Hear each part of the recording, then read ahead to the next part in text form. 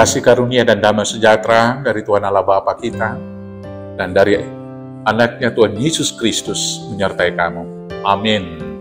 Selamat pagi saudaraku, mari kita muliakan Tuhan dengan semua pekerjaan kita dipimpin firman-Nya dari 2 Petrus pasal 3 ayat 2. Demikianlah firman Tuhan. 2 Petrus 3 ayat 2. Supaya kamu mengingat akan perkataan yang dahulu telah diucapkan oleh nabi-nabi kudus, dan mengingat akan perintah Tuhan dan juru selamat yang telah disampaikan oleh rasul-rasulmu kepadamu. Demikianlah firman Tuhan. Saudaraku yang terkasih, Rasul Petrus mengingatkan kepada jemaat-jemaat mula-mula waktu itu bahwa hari Tuhan itu akan datang.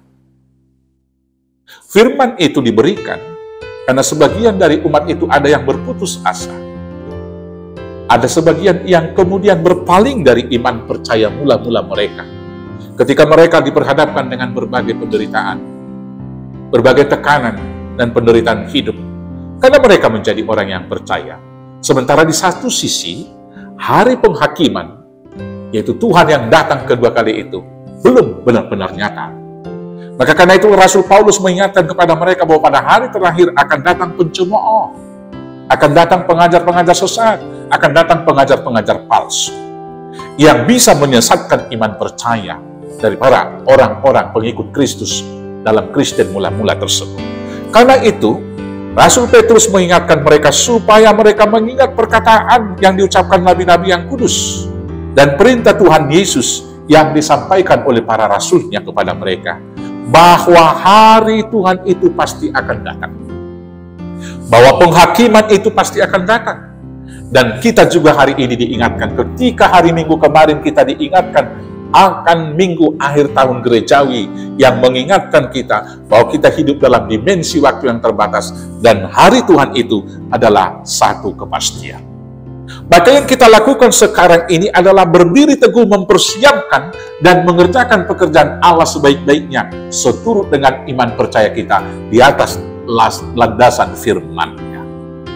Maka karena itu saudara-saudaraku, kita harus menyikapi bila hari ini Tuhan belum datang, maka kita harus melihat itu adalah sebagai satu kesabaran dan kesempatan yang dari Allah. Di dalam ayat 15, firman Tuhan di sini mengatakan demikian, Petrus mengatakan demikian. Anggaplah kesabaran Tuhan kita sebagai kesempatan bagimu untuk beroleh selamat. Seperti juga Paulus, saudara kita yang kekasih, telah menulis kepadamu menurut hikmat yang dikaruniakan kepadanya. Bila akhir tahun 90-an memasuki 2000 belum terjadi kiamat, hingga saat ini belum terjadi kiamat, jangan ada anggapan bagi kita bahwa hari kiamat itu, hari Tuhan yang kedua kali itu tidak benar ada.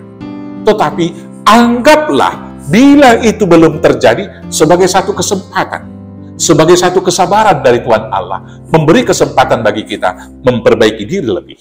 Maka hari ini momentum mau kita pakai bertobat dan melakukan segala hal yang baik. Selanjutnya saudara-saudaraku yang terkasih, kalau memang semuanya akan berakhir, maka kemudian Petrus mengatakan di ayat 11 demikian. Jadi jika segala sesuatu ini akan hancur secara demikian, betapa suci dan salehnya kamu harus hidup. Kalau semua ini berakhir, maka kita harus memelihara hidup kekudusan. Suci tidak bercacat pada kesempatan hidup kita sekarang ini, menyongsong dan berlari-lari menuju masa depan kita yang kekal. Menuju kepada cita-cita iman percaya kita, menerima mahkota kehidupan dan hidup yang kekal.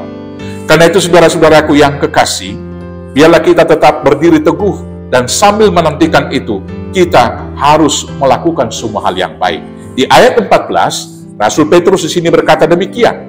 Sebab itu saudara-saudaraku yang kekasih, sambil menantikan semuanya ini, kamu harus berusaha supaya kamu kedapatan tak bercacat dan tak bernoda di hadapannya dalam perdamaian dengan Dia. Karena itu, sembari menanti-nantikan Tuhan, kerjakanlah keselamatan.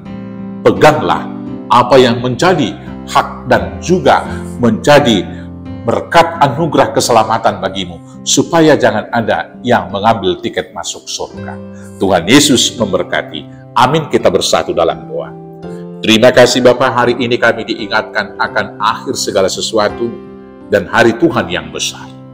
Maka, ajar kami Tuhan mengisi setiap waktu dengan hidup kudus dan tak bercacat di hadapan Tuhan, sehingga ketika Kristus datang pada kedua kali, kami juga diangkat bersama-sama orang percaya, naik ke Sion, duduk bersama Tuhan, dengan semua para pemenang di Yerusalem yang baru dalam hidup yang kekal. Terima kasih Bapa, berangkatkan kami menyongsong masa depan, hidup yang kekal, dengan penyertaan Yesus Kristus Tuhan Juru Selamat kami yang hidup. Amin. Selamat beraktivitas. Tuhan Yesus memberkati. Horas, horas, horas.